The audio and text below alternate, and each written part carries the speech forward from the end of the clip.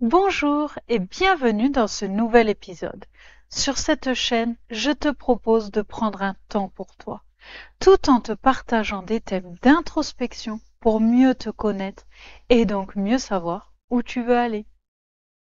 Qu'est-ce qui m'anime dans la vie?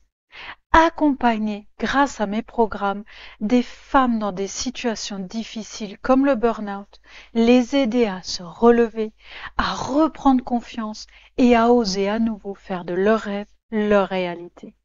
Ce nouvel épisode fait suite à celui de la semaine dernière dans lequel j'ai commencé à te parler du burn-out. Vendredi dernier, je t'ai parlé de deux comportements qui peuvent t'amener à l'épuisement extrême. Abandonner ou tout donner.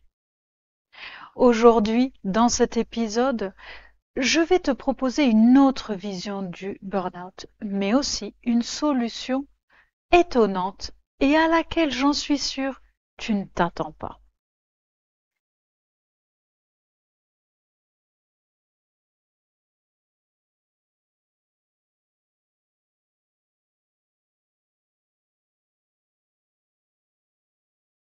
Bien qu'on en parle un peu plus, quand le burn-out nous tombe dessus, c'est souvent quelque chose qu'on a tendance à cacher, comme si on allait être pénalisé si ça venait à se savoir.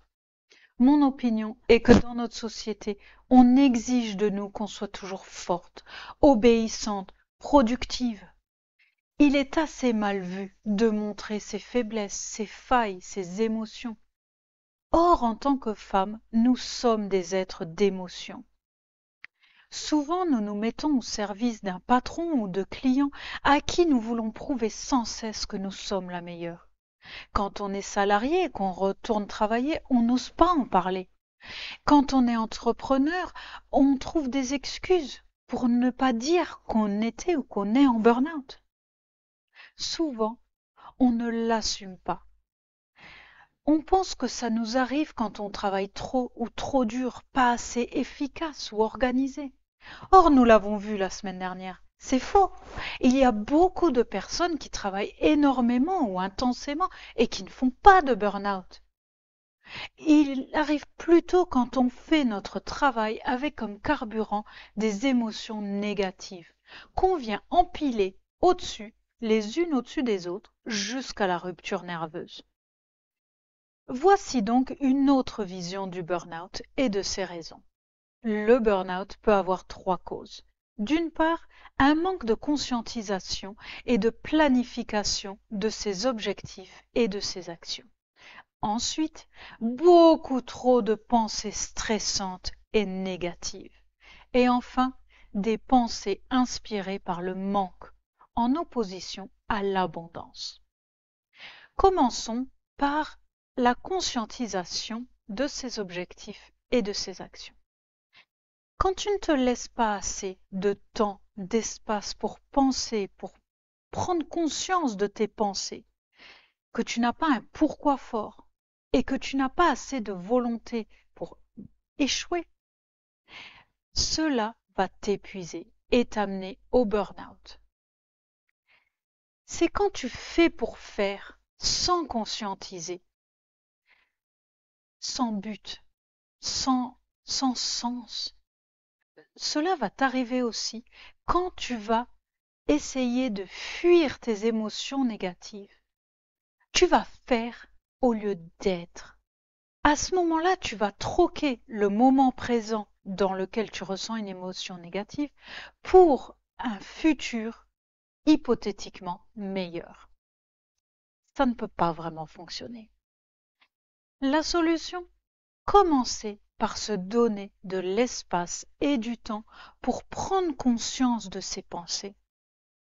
Faire le travail dont je t'ai déjà parlé pour choisir des pensées consciemment qui conviendront mieux à qui tu es, à ce que tu veux pour toi et à tes objectifs.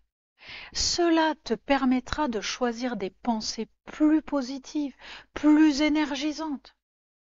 Tu peux prendre aussi le temps de déterminer tes objectifs, ce que tu désires, ce à quoi tu rêves. Sois précise. pour pouvoir déterminer les étapes qui vont t'amener jusque-là. Ensuite, tu pourras planifier tes actions en fonction de tes objectifs. Et le secret pour accomplir tout ça de façon détendue?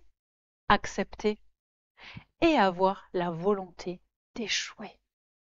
Tant que tu résisteras, tu seras stressé et tu seras dans des pensées négatives. Quand tu auras pris un pas de recul, que tu auras planifié en avance les étapes que tu dois passer pour atteindre tes objectifs, tu vas sortir d'une spirale infernale où tu réagis au lieu d'agir dans l'urgence et où tu sécrètes beaucoup de cortisol, ce qui te maintient dans le stress, ce qui t'épuise et qui t'amène au burn-out.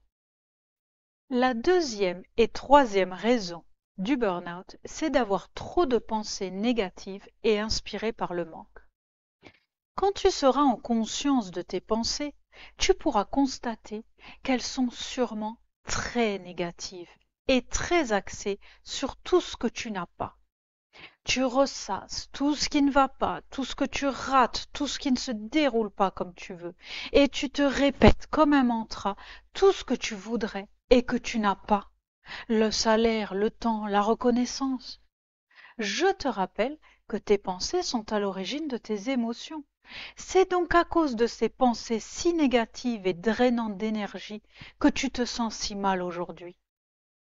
Et si toutes ces pensées sont là, c'est parce que tu as un besoin qui n'est pas rempli et qui vient frapper à ta porte sous la forme d'émotions désagréables, encore et encore, jusqu'à ce que tu l'entendes.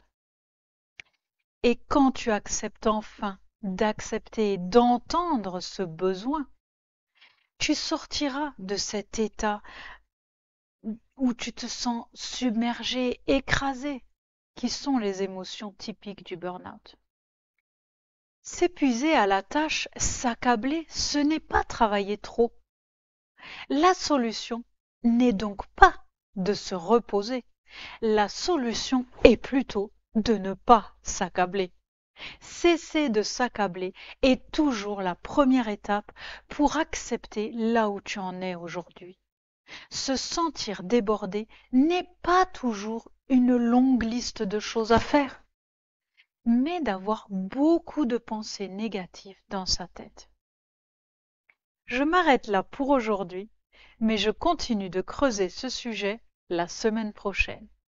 Si cet épisode t'a plu et que tu veux soutenir mon travail sur cette chaîne et qu'il soit plus proposé au plus grand nombre, n'oublie pas de liker et de me laisser un petit commentaire. Et si tu connais quelqu'un que ces sujets peuvent aider, n'hésite pas à partager. Au revoir et à vendredi prochain.